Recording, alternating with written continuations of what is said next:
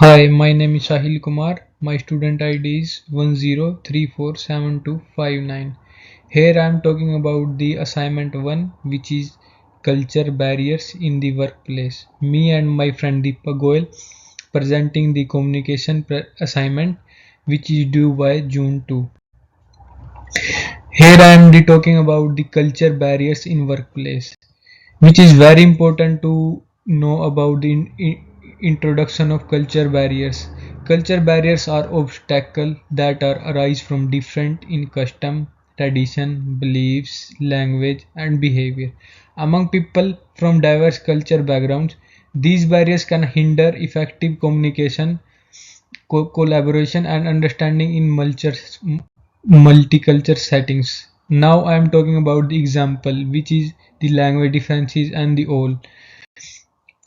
The first example is language differences. I am talking about the language differences. Like if I am talking about myself, I am from India and my friend from Sri Lanka. I am talking Hindi and he talking in Sri Lankan language, which is very difficult for me to understand him. Also, about the from the his side, it's also very difficult to understand my language because my native language is Hindi.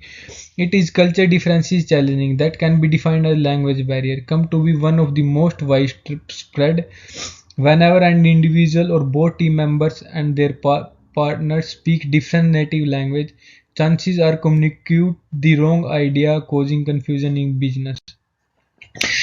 Why it's barrier? Like some people not indulge in this is because use of word phrase might be understood in different ways, leading to wrong impression, most often associated with beliefs about like action. For example, when I am in meeting that involves server participants who are from different countries, which is English, not the native language, but in being facilitate the team meetings, the individual may misunderstand the idioms used in the meeting extent or to state the goals of the project.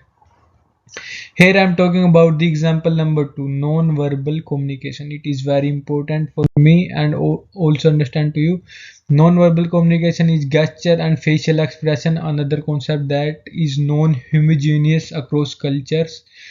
Cultural taboo exists where some form of body language, gesture, eye contact, although in one's culture, can be seen as a violation of equity in others.